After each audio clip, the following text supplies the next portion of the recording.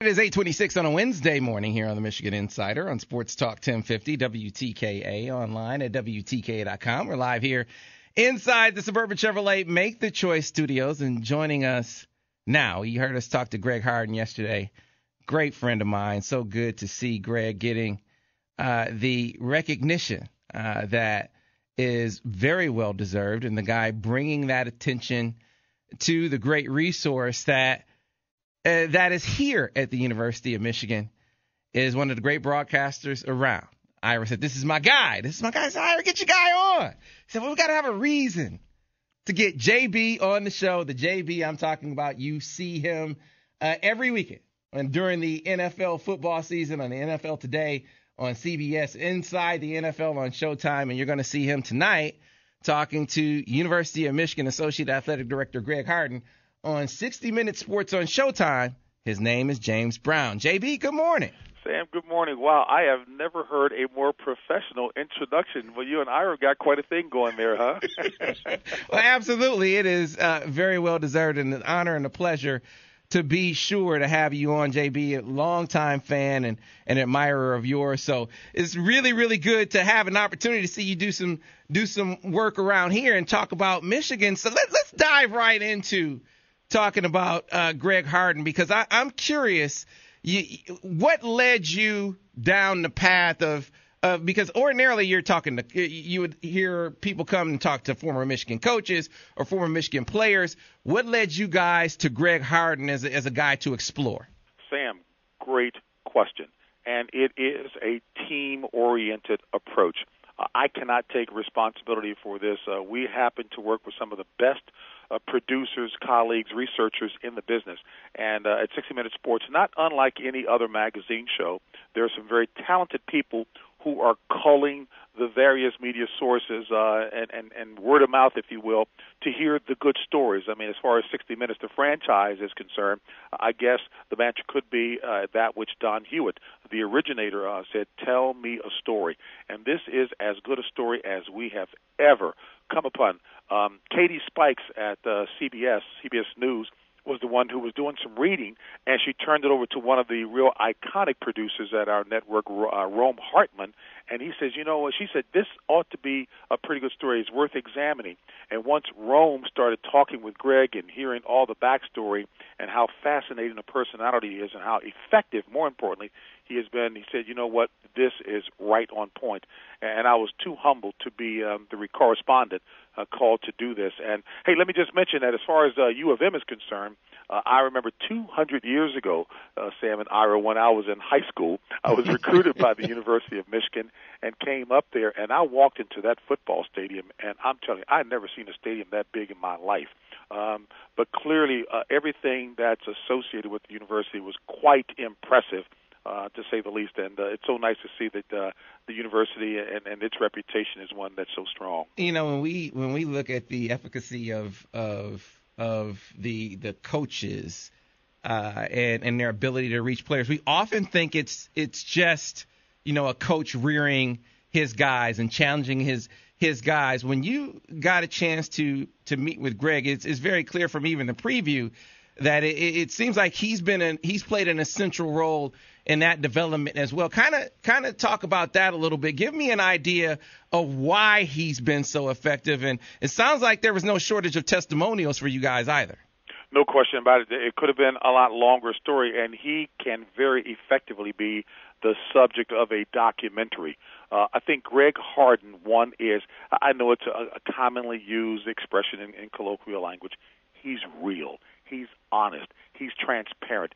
These are all the things that I heard from the people. While Michigan has no shortage of elite-level stars in all sports, it was also the very honest feedback of people that I grew to respect tremendously, Lexi Irwin and Molly Toon, two of the young ladies who were leaders on the Michigan volleyball team, who echoed the same thoughts that we heard from Tom Brady of New England Patriot fame, or Desmond Howard, Heisman Trophy winning, or even Michael Phelps, the Olympic swimmer, when he was up there working as well. It was absolutely the same.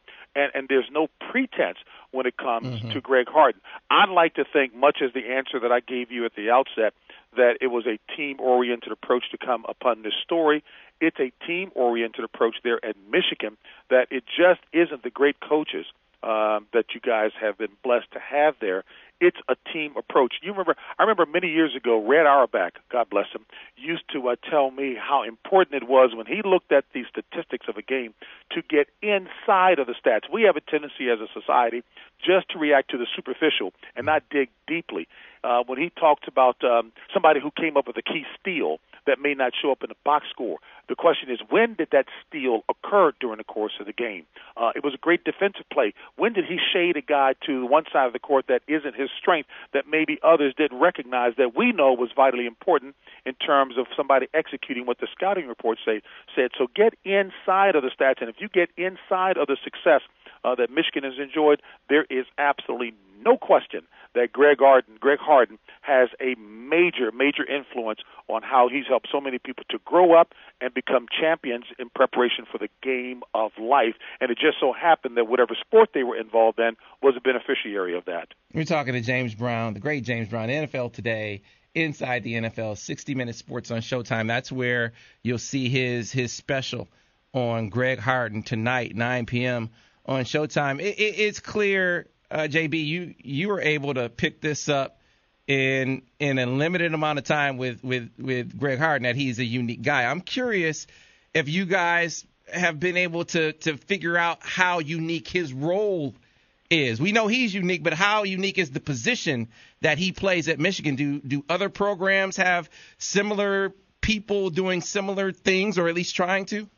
There may be, because I do not know that definitively to be the case, so I can't speak on it, whether or not there are, but I cannot imagine that there are many other programs around the country that have, one, a Greg Harden type, and two, certainly not someone as effective as Greg. And the reason I say that, as opposed to just speciously speaking on that, is at the banquets over the 25 years that the University of Michigan has had, where the seniors get an opportunity to get up and speak about their experiences. No script, not being told what to say, just get up and talk about what have been the seminal moments in your career, your 4 years here at Michigan that you can speak to, that you're thankful for, or people, etc. It has been amazing how many testimonials, if you will, have pointed to Greg Harden. Hey, and credit Bo Schembechler, the great Bo Schembechler, God bless him, to have used and exercised the foresight to see someone with that kind of talent to come on board, because you guys know the story better than we do from a national perspective, when they wanted the staff there to have Greg Harden come in to give kind of a pep talk, a rah-rah talk on the do's and don'ts. And Greg, to his credit, says, no, I can't do that. I'm not going to come in and give you a one-time pep talk, because that's not what's going to be most effective. This needs to be a comprehensive, well-thought-out plan. And let me tell you, a guy who has lived a lot of what he has been passing along to these athletes, to these student athletes, and the great friendships and relationships that he's enjoyed speaks volumes. And when you get people like Desmond Howard, who on the day of the Heisman Trophy presentation on ESPN, or Tom Brady, who is at the end of a long season and is about to go on vacation, they make time in their schedule to come to us to speak about Greg Harden. That is endorsement extraordinaire. Talking to the great James Brown, great friend of mine, great friend of the show here on the Michigan Insider on Sports Talk 1050, WTKA, online at WTK.com and on iHeartRadio. And the uniqueness of Greg Harden obviously is what this piece is all about, and his impact on these athletes. It's kind of like taking another class, and we don't want to give too much away out of what people are going to see tonight on TV. But give us a little bit of hint about the syllabus that Greg was talking about and that you have had a chance to look over. Wow. Hey, Ira, first of all, good talking with you, and I know Sam was teasing about saying, hey, get JB on. First of all, Ira and I go back too far. I have too much respect and love for Ira Weintraub, and also because I know his father, Jeff, is going to be grading my performance anyway, so I want to make sure that I hit the mark and come away with a good report card. But in terms of the syllabus, I think it may well be a compilation. I mean, Greg Harden is a studied individual, very bright, very insightful, and he's put together a syllabus that's called self-defeating behaviors, if you will, as well as those that are self-supporting, strong behaviors. And as I sat there and listened to all of the substance that he was disseminating in his talk to the men's lacrosse team, and every one of those young men were paying rapt attention, and they were so honest and transparent in talking about weaknesses that they had that would hurt the team. Because while we can talk about team success, it starts with everybody doing a bit of serious self-introspection to make certain that they are bringing to the table individually what's necessary in order to enjoy team success. And these guys were remarkably open and frank, and at the end of the session, committing that they would work on those things that they knew weren't helpful for team success as it related to the objective that they wanted to accomplish or objectives. It was refreshing to see that, and then Greg reinforced it, and every one of them got a hug. They all left out with smiles and committed one to another. By the way, what a very bright caliber of student-athletes you guys have there across the board. It was one of the best sessions I've been in, and I have been blessed to be in this business for quite a number of years, and very impressed with what I saw there. Hey, Dave Brandon, the athletic director, he cracked me up. He was so cute when he said that when he took over as athletic director, obviously as any good CEO and quite successful he was in his previous life, in examining the department and all the resources there, and he's thinking, well, and I shouldn't steal too much from the piece because he was asking, well, what does this guy do? You know, he says, let me investigate this, and he came away knowing that this is one of the most valuable resources that the University of Michigan has. No doubt, and I think a very astute observation on your part. You mentioned Greg being the walking embodiment of the wisdom that he's trying to impart upon these student athletes. So I got to ask you, did you get a chance to go to the Tai Chi with G Hard? Did you get a chance to sit down and eat with him? Because I've joked with him before. It's like, man, what is this you're eating? It's like wheat germ or something that you're over there eating. But he walks the walk. So I'm curious, did you get a chance to have either of those experiences? Sam, you obviously know him very well. And one of the tough parts about this business is a lot of good material hits the cutting room floor, and I was so disappointed we were not able to work that into the storyline because I'm a major martial arts lover myself, having many years ago been a practitioner of Taekwondo and Wushu Kung Fu, so I was quite interested to see Greg in the class, and let me tell you something, the guy is the real deal. I mean, don't underestimate Greg Harden. He is an extremely effective practitioner, and I'm so sorry I cannot remember the name of his teacher, his sensei there, because he's quite. I mean, to look at and the sensei there had a range of folks my age who were there, and Greg is, who were extremely effective. I left there with my mouth wide open, and I so wish we could have worked that in because that's another story, and maybe we can work that in. But, yeah, he is very good. And in terms of breaking bread with him, Sam, when we sat down at a local restaurant where Greg set up the interview, to sit there and talk with him, I mean, he just regales you with story after story. He's animated. He's honest. He's passionate. He's perhaps a little too real, so we wanted to make certain that we handled everything properly because it all is the package that is Greg Harden. Look, I sat with the chairman of CBS News, who also is the executive producer of 60 Minutes, and also his right hand, Bill Owens. Jeff Fager is the head, and a group of seasoned executives watching. They look at stories all week long that are going to air either on 60 Minutes or 60 Minutes Sports on Showtime. So they've seen a ton of stories over the years, and every one of them in that room, they had the same reaction. What a rare talent. How awesome is he? He takes you on highs with his humor, his insight into people and human nature, and boy, can he tell a yarn as well too. I mean, he is really a fascinating man, and I can imagine folks are going to be after him aggressively on the speaker circuit and to do a number of other things because he really is that rare combination of tremendous assets. Well, the secret gets out tonight, 9 o'clock on 60 Minutes of Sports on Showtime. Watch the piece on Greg Harden. Great job by JB on the piece. But, James, we know that we see you all fall and into the winter on Sundays talking football, so we would be remiss if we didn't get at least one or two questions in real quick. Just your thoughts on the Jim Caldwell hiring for the Detroit Lions. Look, I happen to like him very much as a person. I think he brings a tremendous amount of football insight to the table.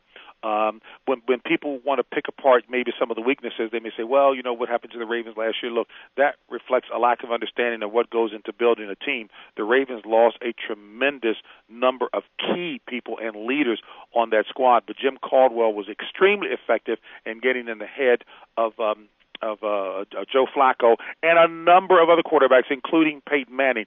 I think he's a wonderful hire who's going to set the right example, and most importantly, if he's got the right staff around him, as anybody who knows the game will tell you, that's going to be critical, and I think he might be the right success, if you will. They're the right elixir, the right mix of importance in terms of getting the Lions on the right track, because the Lions have all of the talent in the world to really make some noise.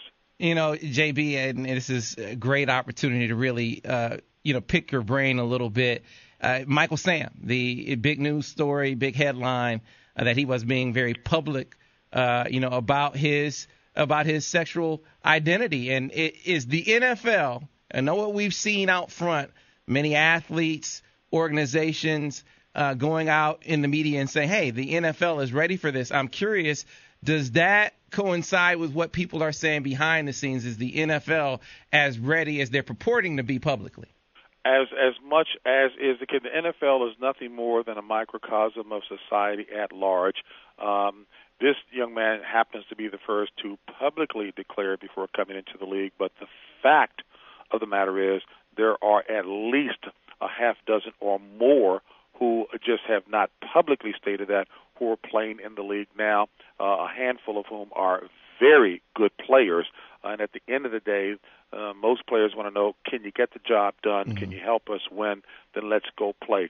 But clearly there are going to be a number of folks who are not embracing of that at all, and there will be some challenges. Make no mistake about it, all depends on the team that Michael Sam goes to. But again, the fact of the matter is, and this has been for a number of years already, and this past season no different, that there are a number of players already who many have strong feelings that they're recognizing that is their persuasion. They just haven't publicly stated it. Gotcha. JB, what's your take on the NFL talking about the possibility of fining or penalizing players for using the N-word on the field of play? Is that a worthwhile endeavor for the league?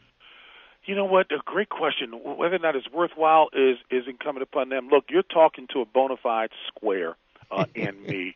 I'm a dinosaur. I don't think that there's anything redeeming at all about the use of the word, that N-word, at all. When you understand what baggage, how debilitating it is to those to whom it's been targeted, how it vilifies one, all of the historical baggage associated with it. To me, there's nothing positive about it being used by anyone. I understand that there are a number of young African Americans and even older ones who say they see nothing wrong with it if it's being used in a homogenous group of folks. I radically disagree with that. If the word, any choice of word, if it's not edifying, if it's not strengthening, if it's not reinforcing in terms of when you talk with other people, then what's the use in using it? Because words do matter. Words do hurt. The old expression, sticks and stones may break my bones, but names will never hurt me. That's not true. Life and death are in the power of the tongue, and what you say has the ability to either strengthen and reinforce people. When you talk about young people in school, encouraging them to overcome challenges in their lives, to learn academically, intellectually, the whole 9 yards, those are words that they use, teachers should be using to strengthen and to reinforce and find out what helps them to be a strong contributing member of society than those that tear down. That's my attitude. Yeah, I'm curious, and we'll let you go, JB. Is this something that guys in the league have complained about? You know what? In terms of my unscientific survey, if you will, look, I understand that I'm literally and figuratively a minority in terms of maybe my attitude about the use of that word. There are some environments, some groups that it is, again, in a homogenous group, that they use it, and it's not a big issue, and it's used even in the locker room. But I think my colleague Chris Collinsworth on Inside the NFL, when he gave one of his quote-unquote oratories about this, pretending as if he was Ben Franklin up on George Washington or Abraham Lincoln actually up on a soapbox talking to people in the public square. And his point was, it sends a double message, because to the white ball players in the locker room who hear that word being used and the kind of music that's being played with misogynist lyrics and the whole 9 yards, but yet, it's an area that you have to stay away from the guys who are doing that, it kind of separates as opposed to unifies. And a locker room is all about being on the same page and being unified. Interesting take, JB. Hey, we appreciate you taking so much time. I know that is in great deference to your friendship with Ira, so I appreciate that. By extension, you taking the time. It's been an honor and a pleasure. And tonight, folks, Showtime Sports, or 60 Minute Sports on Showtime, you will see JB and Greg Harden really bring you into this, quote, secret weapon that exists at the University of Michigan. JB, thanks a lot, my man. Hey, Ira and Sam, wonderful, wonderful conversation with you guys. I hope we get a chance to do it more. And, a real credit to you guys that you all have such an intellectually stimulating program. Thanks a lot, JB. Appreciate it, man. I can't tell you how great it is to have James Brown on the show. And, he mentioned that he is recruited by the University of Michigan, went on to play at Harvard. And a little known fact about JB, we didn't have enough time to really get into it. But you know the great Cornel West. Cornel West, the philosopher, the professor, the activist. I'm sure he and JB had many great debates as roommates. So, this is a guy that can certainly handle the football discussions, as you can tell, can handle the discussions away from the football field also. No, he and I have had lots of really interesting conversations through the years, having known him you kind of sit back and realize it's been nearly 30 years that I've known him. And he, from his recruiting stories, he ended up going to Harvard to play basketball, right? He was recruited by North Carolina. Notre Dame, you heard you mention he was being recruited by Michigan. Think about that. He was recruited by Notre Dame, North Carolina. Dean Smith recruited him. He was recruited by Harvard too, and where did he choose? He chose Harvard. It means something, doesn't it? Yeah, it's interesting though, because the NFL has a dilemma on their hands. I think number one, you are attempting to police a behavior. To get to his last point, attempting to police a behavior that I wonder if there are many complaints about. There are obviously some objections to, and then if you go down the slippery slope with no one crying victim here, you could certainly make the argument, which Richard Sherman did, say, well, if you are talking about edifying language, what edifying language is there between opponents on the football field? You hear a lot of vile and crass things on the football field. So are you going to take the sanitizing of between the white lines to the nth degree? But if you decide to go that route, can you on one hand say that, yes, it's an issue to have players, using the N-word to one another on the football field, not to fans, not to the media, but to one another on the football field and in the locker room? If that's an issue, a private sort of thing, the very public display of racial animus called the Washington Redskins, can you endorse that on one hand and denounce using the N-word behind the scenes? Can you have both? Can you have your cake and eat it too? Because that seems to be what the NFL is doing right now. No, and that's for another day, another conversation with James, because remember, he grew up in Washington, D.C., and so he grew up when the Redskins were all white. And he can really go into that conversation too. 8:49 on a Wednesday. Man, that was great. That was great. Ira, thanks, man. See, I've been wanting you to get JB for a long time. Saving it for something really important, and this was really important. That was great. 8:49. We'll have him on again, Sam. There are a few times where I'm like giddy about, hey, man, guess who we get to talk to today? This is one of those days, so I appreciate that. 8:50 on a Wednesday. We have to get to a break. Back on the other side here on the Michigan Insider on Sports Talk 1050 WTKA, the official voice of University of Michigan sports.